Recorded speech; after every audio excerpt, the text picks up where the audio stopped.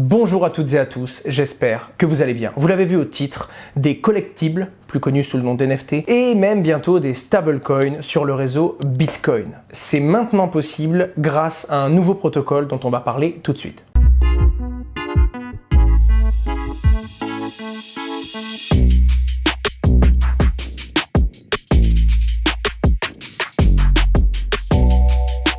Alors là, j'entends déjà des gens dire que ça existait déjà. Il y avait le layer Omni sur lequel il y avait déjà des USDT sur le réseau Bitcoin, et il y avait également les Bitcoin colorés, qui étaient les tout premiers collectibles sur le réseau Bitcoin. Oui, mais c'était en oubliant un problème. Beaucoup de gens reprochent des choses au réseau Bitcoin. Une transaction peut coûter de 10 à 30 centimes, il y a une confirmation toutes les 10 minutes, donc si on veut 3 confirmations pour une transaction, on peut vite attendre une demi-heure, et donc pour l'utilisation courante et tous ces petits usages que beaucoup d'entre vous réalisent tous les jours, la blockchain Bitcoin n'était pas la plus adaptée. Bon, alors déjà, je rappelle que c'est pas la rapidité qu'on va chercher sur le réseau Bitcoin, c'est vraiment sa résilience, le côté immuable que ce réseau apporte, le proof of work, qui fait que c'est le réseau aujourd'hui le plus réellement décentralisé et dont personne ne peut prendre le contrôle. Rappelons également que son uptime, donc son temps de fonctionnement, est de 99,987% depuis son lancement en 2009. Google n'a pas un aussi bon uptime. Et même les plus jeunes blockchains avec des transactions très peu coûteuses et très rapides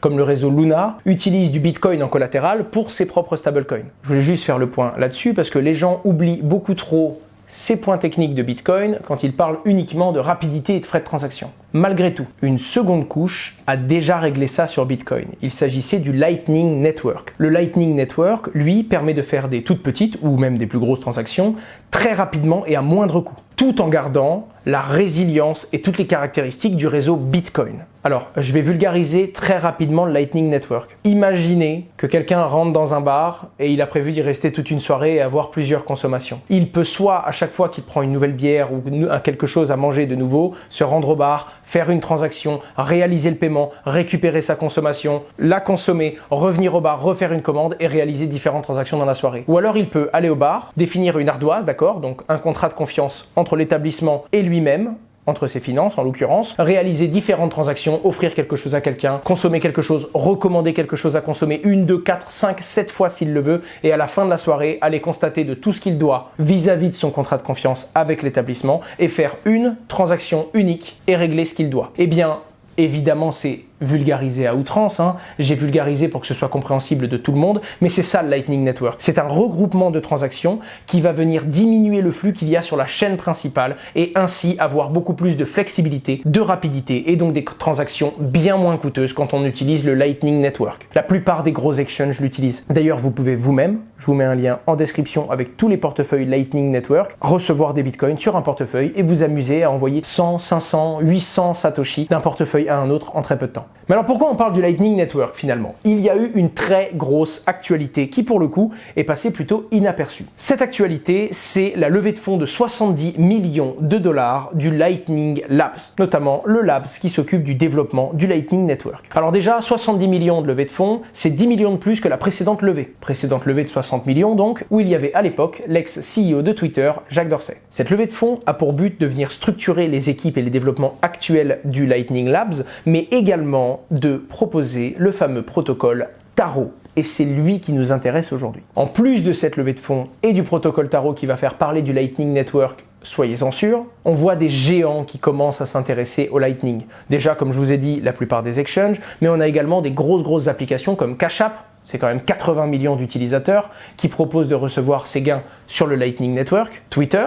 Quand vous allez accepter les donations sur Twitter, vous pouvez mettre des wallets Lightning Network, Robinhood, dont certains ont déjà entendu le nom dans l'histoire avec GameStop, ou encore BitPay, l'un des plus gros processeurs de paiement qui permet l'acceptation de Bitcoin. Ça y est, on commence à avoir une dynamique d'accélération sur ce réseau. Mais le gros coup de feu qui risque d'être l'un des points de départ à ce qu'on en parle vraiment beaucoup et c'est à ce qu'il y ait réellement plus d'usage, c'est ce fameux protocole Taro.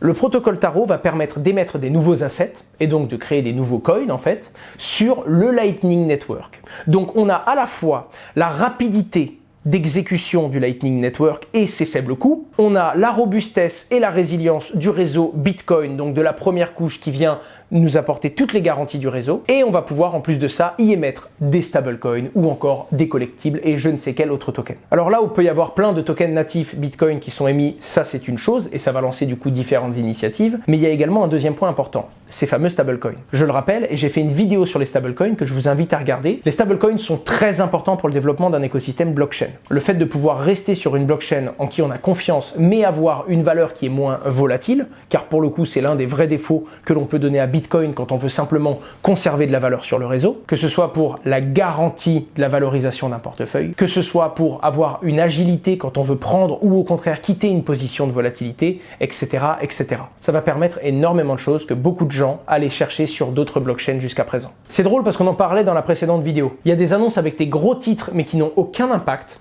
et il y a des fois des annonces qui sont des tout petits titres. On se rend même pas compte que c'est vraiment intéressant et quand on comprend l'annonce et qu'on arrive à déchiffrer cette actualité, on comprend quel impact ça va avoir dans l'écosystème en général ou même sur la valorisation des cours. L'annonce du protocole Taro a été faite le jour de la date d'anniversaire de Satoshi Nakamoto, le créateur de Bitcoin. Pas sa vraie date d'anniversaire, en tout cas celle qu'il avait saisie sur le forum Reddit à l'époque où il avait créé son compte.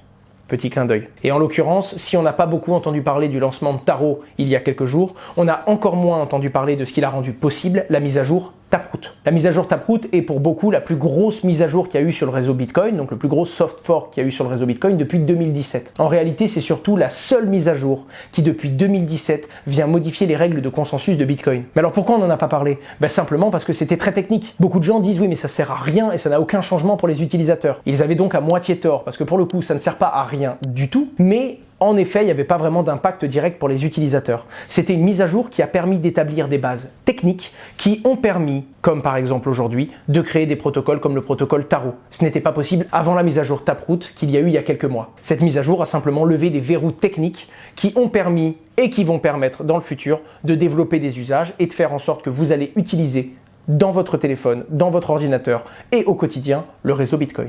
Je vais vous parler une toute petite minute de la mise à jour Taproot, mais on va pas aller trop loin, le but n'étant pas de vous faire mal à la tête non plus. Et pour le coup, je vais prendre mes notes pour être sûr de pas vous dire de bêtises. La mise à jour Taproot regroupe sous ce nom 3 Bitcoin Improvement Proposals. C'est les propositions qu'on va faire pour améliorer le réseau Bitcoin. La première, c'est l'intégration des signatures de Schnorr. Depuis le début, Bitcoin se base sur l'algorithme ECDSA. Les signatures de Schnorr sont bien plus efficaces. Et Satoshi Nakamoto le savait, puisqu'à l'origine, il aurait voulu partir sur les signatures de Schnorr, sauf qu'à l'époque, un brevet protéger cette seconde technologie. Et donc, faute de pouvoir l'utiliser, ils ont utilisé quelque chose d'autre et qui lui était libre de droit pour lancer le réseau. Maintenant que le brevet a passé une date, cette information est libérée à tout le monde sur le réseau et ce partage fait que l'on peut implémenter Bitcoin de cette nouvelle méthode de signature plus pratique. D'ailleurs, pour la petite histoire, si je vous demande à quoi sert un brevet, vous allez me dire quoi? La plupart des gens vont répondre que ça sert à protéger une invention qu'on a eue. Sachez que le brevet a été inventé totalement pour l'idée opposée. En fait, si quelqu'un trouve une méthodologie qui permet de soigner une maladie très grave,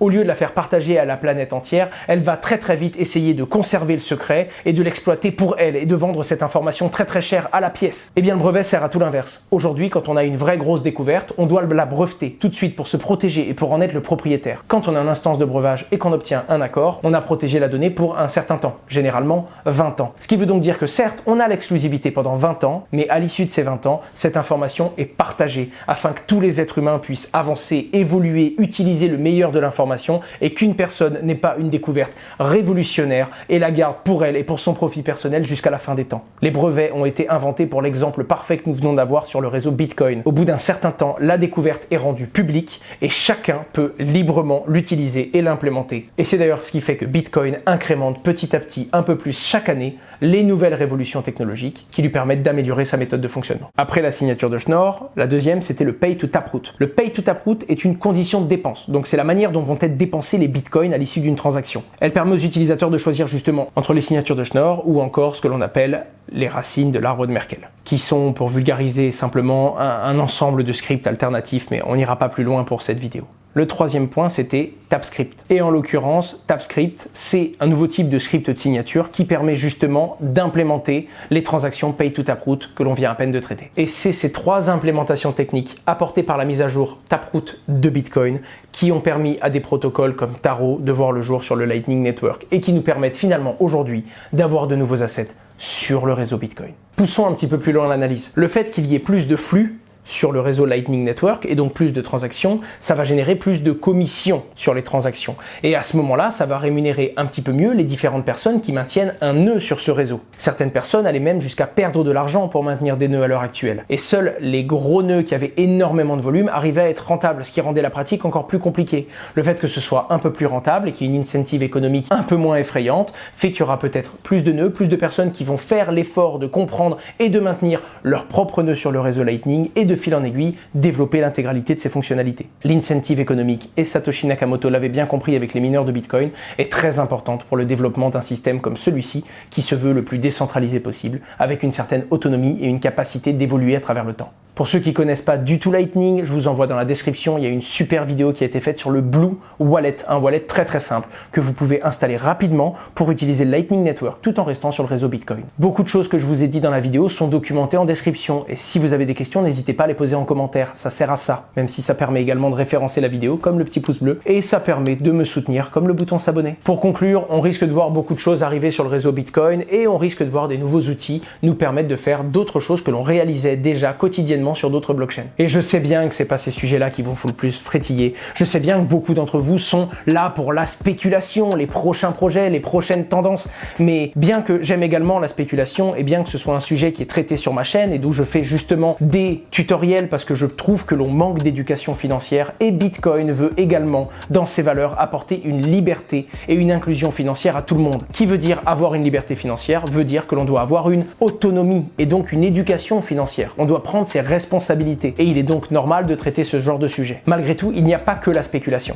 Là où quand on parle de profit et de spéculation, les gens ne voient que la machine capitaliste qui brûle tout sur son passage, j'ai une vision bien différente de la finance et de ce qu'on peut en faire. Et là où certains entendent parler de Bitcoin et de crypto-monnaie comme un outil pour gagner ou perdre de l'argent rapidement, la vérité des fondamentaux qui ont été apportés par le protocole Bitcoin sont certes très loin dans la technologie, mais pourtant très très proches des valeurs humaines que nous devrions tous connaître, au moins quand on s'intéresse au monde de la crypto-monnaie et de la blockchain. N'oublions pas que le Bitcoin à l'origine était porteur de valeurs comme la liberté individuelle, l'inclusion financière et qui avait quand même pour base de proposer à toute personne les mêmes services et les mêmes accès sans aucune discrimination parce qu'un algorithme, lui, traitera toujours tout le monde de la même façon.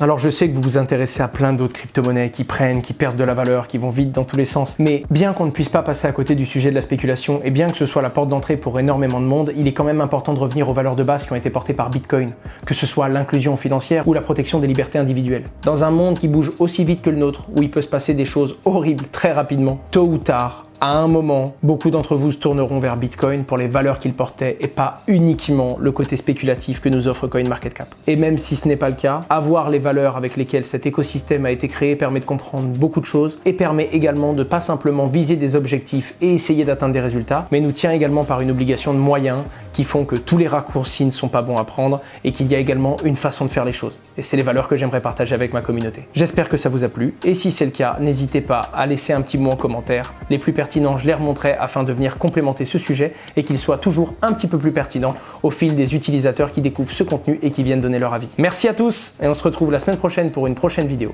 C'était Asher, au revoir.